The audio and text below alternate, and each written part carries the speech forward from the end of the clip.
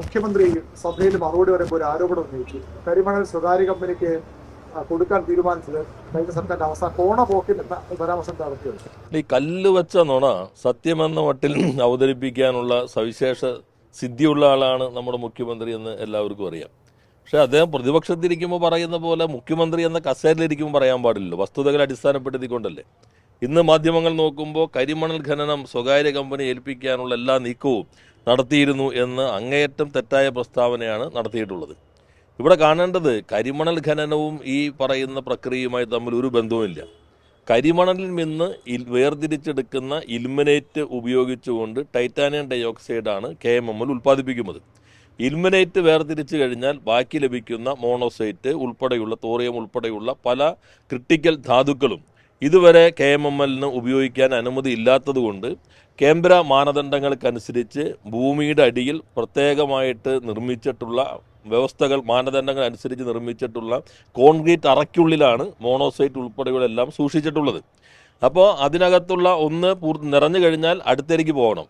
ആ ഘട്ടത്തിലാണ് കേന്ദ്ര ആണവ മന്ത്രാലയം തന്നെ ഇതിൻ്റെ മൂല്യവർദ്ധനവിൻ്റെ ഉൽപ്പന്നങ്ങളിലേക്ക് നിങ്ങൾക്ക് ശ്രമിക്കാം എന്നുള്ള അനുമതി KMMLന് നൽകിയിട്ടുള്ളത്. അതിൻ്റെ അടിസ്ഥാനത്തിൽ ഖനനം നടത്തലല്ല, ഖനനം നടത്തി വേർതിരിച്ചെടുത്ത് ഇലിമിനേറ്റ് കഴിഞ്ഞ് അതിൽ നിന്ന് ബാക്കിയുള്ള മോണോസൈറ്റ് ഉൾപ്പെടെയുള്ള കാര്യങ്ങൾ മൂല്യവർദ്ധനവ് നടത്തുന്നതിന് വേണ്ടി KMML അതിന് ഒരു പൈലറ്റ് പദ്ധതി, ഒരു പരീക്ഷണ പദ്ധതി, കാരണം ടെക്നോളജി അങ്ങനെ വിജയകരമായിട്ട് ഇതുവരെ അവൈലബിൾ ആകാത്തത് കൊണ്ട് ഒരു പൈലറ്റ് പദ്ധതിക്ക് വേണ്ടി അവർ ടെൻഡർ വിളിക്കുകയുണ്ടായി. ആ ടെൻഡർ വിളിച്ചിരിക്കുന്നതനുസരിച്ച് അതിൻ്റെ എല്ലാം ടെൻഡർ ഡോക്യുമെൻ്റ് എല്ലാം മുഖ്യമന്ത്രിയുടെ കയ്യിൽ മാത്രമല്ല പബ്ലിക് ഡൊമൈനകത്തുള്ളതാണ്. ഈ സൂക്ഷിച്ചിരിക്കുന്നതിൽ നിന്ന് നിശ്ചിത അളവ് അവർക്ക് കൊടുക്കുകയും ഈ കിട്ടുന്ന കമ്പനിക്ക് കൊടുക്കുകയും അതിൻ്റെ ടെക്നോളജി തന്നെ നമ്മുടെ ക്രിട്ടിക്കൽ മിനറൽ മിഷനകത്ത് സെൻറ്റർ ഓഫ് എക്സലൻസായി കേന്ദ്രം അംഗീകരിച്ചിട്ടുള്ള NFDDCയുടെ ടെക്നോളജി ഉപയോഗിച്ചിട്ടുള്ള അവർക്കാണ് ഇപ്പോൾ കിട്ടിയിരിക്കുന്നത്. അപ്പോൾ അവർ ഈ നിശ്ചിത അളവിൽ നിന്ന് മോണോസൈറ്റ് വേർതിരിച്ചെടുത്ത് ആ മോണോസൈറ്റിൻ്റെ മൂല്യവർദ്ധന ഉൽപ്പന്നങ്ങളിലേക്ക് എത്താമോ എന്ന പരീക്ഷ നടത്തും. അത് വിജയിക്കുകയാണെങ്കിൽ ആ ഉണ്ടാക്കുന്ന പൂർണ്ണമായ ഉൽപ്പന്നങ്ങളും KMMLന് സൗജന്യമായി കൈമാറും.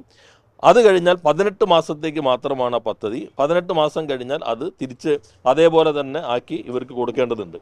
എന്നാൽ ഒരു ഗവേഷണത്തിന് കൂടുതൽ സമയം കൂടി ആവശ്യമാണെങ്കിൽ 3 മാസം കൂടി, അങ്ങനെ പരമാവധി 21 മാസം അനുവദിക്കുന്ന ടെൻഡറാണ് അവർ വിളിച്ചിട്ടുള്ളത്.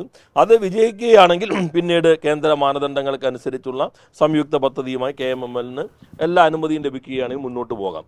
അപ്പോൾ ഖനനവുമായി ഒരു ബന്ധവുമില്ല. അവിടെ സൂക്ഷിച്ചിരിക്കുന്ന മോണോസൈറ്റാണ്. അതിൽ നിന്ന് മോണോസൈറ്റ് ഉൾപ്പെടെ വേർതിരിച്ചെടുത്ത് മൂല്യവർദ്ധനവാണ്. അത് 21 മാസം ഒരു പരീക്ഷണമാണ്. ആ പരീക്ഷണത്തിന് അവർ ഗ്ലോബൽ ടെൻഡർ വിളിച്ചു. അതിന് കിട്ടിയ അത് ഗവൺമെൻറ്റിന് മുൻപിലേക്ക് വന്നു. അതേപോലെ വർക്ക് ഓർഡർ കൊടുത്തു. അപ്പം തന്നെ സംഗതി പൊളിഞ്ഞു. വർക്ക് ഓർഡർ ആണെങ്കിൽ സ്വകാര്യ പങ്കാളിത്തത്തിന് വർക്ക് ഓർഡർ കൊടുക്കും. ആ പ്രസംഗത്തിൽ തന്നെ കാണാം, വർക്ക് ഓർഡർ കൊടുത്തു. ഇത് അവർക്കാണ് ലഭിക്കുന്നത് എന്ന് പറയുമ്പോൾ തന്നെ മലയാള മനോരമ പ്രസിദ്ധീകരിച്ച് അവരാണ് വാർത്ത ആദ്യം കൊണ്ടുവന്ന് അതിനകത്ത് തന്നെ പറയുന്നുണ്ട് കേരള സർക്കാരുകളുടെ അനുമതിക്ക് ശേഷം മാത്രമായിരിക്കും MOU ഒപ്പുവയ്ക്കാൻ കഴിയുള്ളൂ. അതിനുശേഷം കേന്ദ്രത്തിനുള്ള അനുമതി അപേക്ഷിക്കാൻ വേണ്ടി സർക്കാരിന് മുൻപിൽ വന്നു. അത് ഞങ്ങളൊന്നും ഈ ഭരണനിർവഹണത്തിന് അധികാരമില്ലാത്ത ഘട്ടത്തിലാണ് വന്നിട്ടുള്ളത്. ആ സന്ദർഭത്തിൽ ഗവൺമെൻറ് തന്നെ ഇലക്ഷൻ കഴിഞ്ഞിട്ടാണ് കേന്ദ്രത്തോടുള്ള അനുമതിക്ക് അപേക്ഷിക്കാൻ വേണ്ടിയുള്ള അനുമതി KMMLന് നൽകിയിട്ടുണ്ടെന്നാണ് മനസ്സിലാക്കിയിട്ടുള്ളത്. അത് ഈ ഖനനവുമായി ഒരു ബന്ധവുമില്ല. യഥാർത്ഥത്തിൽ നമ്മുടെ ഒരു പൊതു പ്രശ്നം അദ്ദേഹം പറയുമ്പോൾ എന്താ, ഞാൻ സ്വകാര്യവൽക്കരണം ഉദ്ദേശിച്ചിട്ടേ ഇല്ല, ഇത് നിങ്ങൾ എന്നെ പ്രതിക്കൂട്ടിലാക്കിയല്ലോ. നമ്മുടെ മാധ്യമപ്രവർത്തകരായാലും ഈ കാര്യം ശ്രദ്ധിക്കുന്നവരായാലും സാധാരണഗതിയിൽ ബജറ്റ് പ്രസംഗം വായിക്കുന്നുണ്ടാവുമല്ലോ. KN ബാലഗോപാൽ അവതരിപ്പിച്ച ബജറ്റ് പ്രസംഗത്തിൽ ക്രിട്ടിക്കൽ മിനറൽ മിഷൻ പറയുമ്പോൾ 3 പൊതുമേഖലാ സ്ഥാപനങ്ങളുടെ പങ്കാളിത്തം എടുത്തു പറയുന്നു. KMML, കെൽട്രോൺ, NFDDC കേന്ദ്രത്തിൻ്റെതാണ്, സെൻറ്റർ ഓഫ് എക്സലൻസ് ആണ്. എന്നാൽ പുതുക്കിയ ബജറ്റ് അവതരിപ്പിച്ചപ്പോൾ ഈ 3 കമ്പനികളുടെ പേര് ഒഴിവാക്കി. മറുപടി പ്രസംഗത്തിൽ അദ്ദേഹം പറയുന്നുണ്ട് കെൽട്രോൺ, KMML, ഈ പേരുകൾ എന്തിനു ഒഴിവാക്കി? അതല്ലേ ബാക്കിയെല്ലാം ഇപ്പോൾ പഴയതെല്ലാം പുതിയ പേരിൽ അവതരിപ്പിച്ചില്ലേ. നിങ്ങൾ വ്യവസായ വകുപ്പിൻ്റെ കാര്യങ്ങൾ റിപ്പോർട്ട് ചെയ്തിരുന്ന മാധ്യമപ്രവർത്തകർ ഈ കൂട്ടത്തിലുണ്ടല്ലോ. അതിലൊന്ന് നോക്കൂ, വളരെ ആധികാരികമായി പറയുന്നുണ്ട് ബ്രാൻഡിങ് കേരളത്തിൽ ഉൽപ്പന്നങ്ങളെല്ലാം പുതുതായി ഞങ്ങൾ ബ്രാൻഡ് ചെയ്യാൻ പോവാണ്. കേരള ബ്രാൻഡ് വന്നു, കേരള ബ്രാൻഡ് നന്മ എന്ന രൂപത്തിൽ അത് വെളിച്ചെണ്ണയ്ക്ക് ആദ്യം കൊടുത്തു 2 കൊല്ലം മുമ്പ്. അത് പരസ്യമായി വലിയ ചടങ്ങ് വെച്ച് നടത്തി. അത് കഴിഞ്ഞ് 10 ഉൽപ്പന്നങ്ങൾക്ക് കേരള ബ്രാൻഡ് നൽകാനുള്ള മാനദണ്ഡങ്ങളുടെ സർക്കാർ ഉത്തരവ് ഇറങ്ങി. അതെല്ലാം പബ്ലിക് ഡൊമൈനകത്ത് നിൽക്കുമ്പോൾ ശൂന്യതയിൽ നിന്നെടുത്ത് ഇതാ പുതിയൊരു മാറ്റം, കേരളത്തിൻ്റെ ഉൽപ്പന്നങ്ങൾ ലോക വിപണിയിലേക്ക് ബ്രാൻഡുമായി വരികയാണ്. മാറ്റമുണ്ട്, കേരള ബ്രാൻഡിൽ നിന്ന് മാറ്റിയിട്ട് ബ്രാൻഡിങ് കേരള എന്നാക്കി. പിന്നെ നിങ്ങൾ നോക്കൂ, നിങ്ങൾ ശ്രദ്ധിച്ച് നോക്കുന്ന മാധ്യമപ്രവർത്തകർക്ക് അറിയാൻ പറ്റും, ഇൻവെസ്റ്റ്മെൻറ്റിന് തടസ്സം എല്ലാ വകുപ്പുകളുടെ ഏകോപനമില്ലാത്തതാണ്. അതുകൊണ്ട് ഇൻവെസ്റ്റ് പ്രൊമോഷൻ ഒരു ബോർഡ് ഒരു ബ്യൂറോ രൂപീകരിക്കുകയാണ്. മുഖ്യമന്ത്രി ചെയർമാനും വ്യവസായ വകുപ്പ് മന്ത്രി വൈസ് ചെയർമാനുമായിട്ട്. അപ്പോൾ അദ്ദേഹം പഠിച്ചു പറയുന്ന ആളാണെങ്കിൽ ഈ കേരളം പാസ്സാക്കിയ നിയമം നോക്കണ്ടേ? കേരളത്തിൽ തന്നെ ഒരു നിയമം കഴിഞ്ഞ നിയമസഭ പാസ്സാക്കി, ഇൻവെസ്റ്റ്മെൻറ്റ് പ്രൊമോഷൻ ബ്യൂറോ രൂപീകരിക്കാൻ.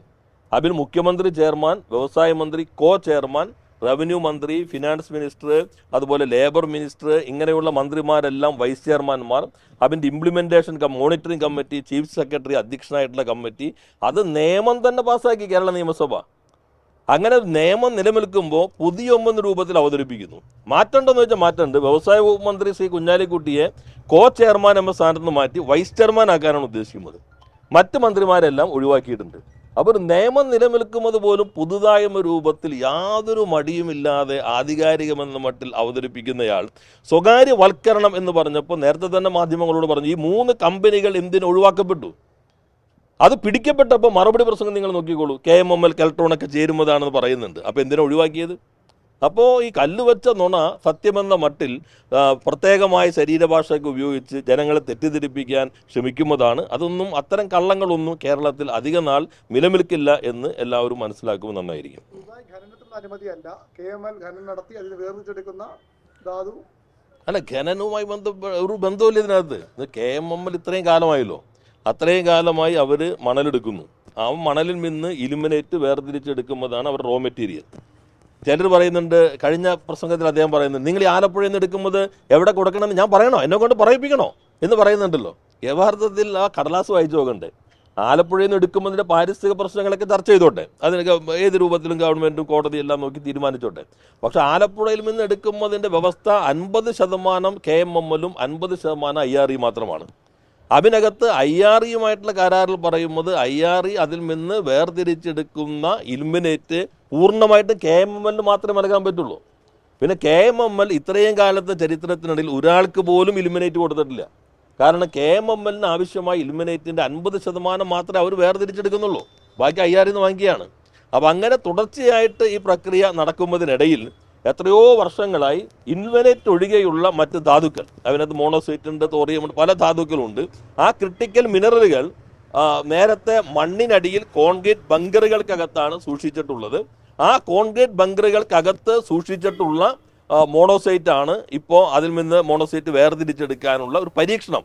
അതൊരു മൈനിങ്ങുമായിട്ട് ഒരു തരത്തിലും ബന്ധമില്ലാത്തതാണല്ലോ. അപ്പോൾ എങ്ങനെയാണ് നമ്മൾ ഓരോ കസേരയിൽ ഇരിക്കുമ്പോൾ ആ കസേരയ്ക്ക് അനുസരിച്ച് മാറണ്ടേ? പലരും മാറുന്നുണ്ട്. അപ്പോൾ നേരത്തെ പറഞ്ഞതെല്ലാം നേരെ മറന്നിട്ടാണല്ലോ ഇപ്പുറത്ത് പറഞ്ഞുകൊണ്ടിരിക്കുന്നത്. അപ്പോൾ അത് ഉത്തരവാദിത്തമുള്ള ഒരു സ്ഥാനത്തിരിക്കുന്ന ആൾക്ക് യോജിച്ച പ്രസ്താവന ആയിരുന്നില്ല എന്നാണ് സൂചിപ്പിക്കാനുള്ളത്. തോട്ടപ്പള്ളിയിലെ 10 വർഷത്തെ അഴിമതി അന്വേഷണം ഈ കരിമണലുമായി ബന്ധപ്പെട്ട് എന്നാണ് G. സുധാകരൻ സഭയിൽ ആവശ്യപ്പെട്ടത്. അല്ല, അത് ആയിക്കോട്ടെ. തോട്ടപ്പള്ളിയിൽ ഇപ്പോൾ നേരത്തെ കഴിഞ്ഞ ഇതിൻ്റെ സമയത്താണ് കുട്ടനാടിൻ്റെ പരിഹാരത്തിന് വേണ്ടി അങ്ങനെ പദ്ധതി കൊണ്ടുവന്നത്. അതിനകത്ത് ഉപയോഗിക്കുന്ന മണ്ണ് അത് പൂർണ്ണമായിട്ടും 2 പൊതുമേഖലാ സ്ഥാപനങ്ങളാണ്, IRE, KMML. IRE-യുടെ വ്യവസ്ഥ, IRE അതിൽ നിന്ന് വേർതിരിച്ചെടുക്കുന്ന ഇലുമിനേറ്റ് KMML-ന് മാത്രമേ കൊടുക്കാവൂ. IRE പുറത്തൊക്കെ വിൽക്കുന്നുണ്ട്, പക്ഷേ ഇതിൽ നിന്ന് വേർതിരിച്ചെടുക്കുന്നത് KMML-ന് മാത്രമേ കൊടുക്കാവൂ എന്ന വ്യവസ്ഥയോടുകൂടിയാണ്. അതൊക്കെ അവർക്ക് ഏത് അന്വേഷണം നടത്താമല്ലോ. അത് പൂർണ്ണമായിട്ടും പൊതുമേഖലാ സ്ഥാപനങ്ങൾക്ക് മാത്രമുള്ള ഒരു അവകാശമായിട്ടാണ് ഇതുവരെ ഉപയോഗിച്ചിട്ടുള്ളത്. സംസ്ഥാന തെരഞ്ഞെടുപ്പ് കമ്മീഷണറുടെ നിയമനത്തിൽ കോൺഗ്രസിനുള്ളിൽ തന്നെ വലിയ അമർഷമുണ്ട്. സംഘപരിവാർ പശ്ചാത്തലമുള്ള വ്യക്തിയെ നിയമിച്ചു എന്നാണ് പറയുന്നത്. അല്ല, ഈ ഗവൺമെൻറ്റിൻ്റെ എല്ലാ നിയമനങ്ങളും ഒരു സംശയത്തിൻ്റെ നിഴലിലാണ്, എല്ലാ ചട്ടങ്ങളും ലംഘിച്ചുകൊണ്ടാണ്. അപ്പോൾ നിങ്ങൾ ശരിക്കും ചോദിക്കേണ്ടതായിരുന്നു, പത്രസമ്മേളനത്തിൽ അദ്ദേഹം പറഞ്ഞു മന്ത്രിമാരുടെ എല്ലാം ശുപാർശ കിട്ടി, ആ ശുപാർശയിൽ ഇവർ ഏതൊക്കെ കക്ഷിക്ക് വേണ്ടി ഹാജരായി എന്ന് നോക്കാൻ AIക്ക് പോലും കഴിയില്ല എന്ന് അദ്ദേഹം പറയുന്നുണ്ട്. അങ്ങനെ ഒരു മന്ത്രിക്ക് ശുപാർശ ചെയ്യാൻ ചട്ടം അനുവദിക്കുന്നില്ല. ഒരു പോസ്റ്റ് ഉണ്ടെങ്കിൽ ചുരുങ്ങിയത് 3 പേരുടെ പാനൽ ചട്ടപ്രകാരം അഡ്വക്കേറ്റ് ജനറലാണ് ഗവൺമെൻറ്റിന് നിയമവകുപ്പിന് സമർപ്പിക്കേണ്ടത്.